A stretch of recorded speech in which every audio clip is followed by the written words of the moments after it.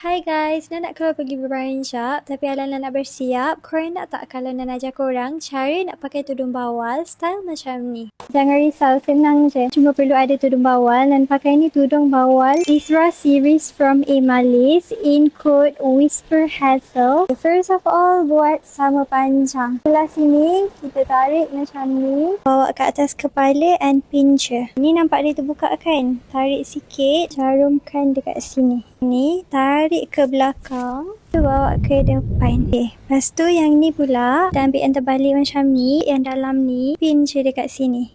Okay, faham? Ni kemaskan and pin. Kemaskan awning and I'm done. The material cotton foil. Walaupun berbelit dekat area leher tapi dia tak bulky. Material pun airy, comfy and lightweight. Selalu kita pakai bawal style sama je kan. So why not try this style?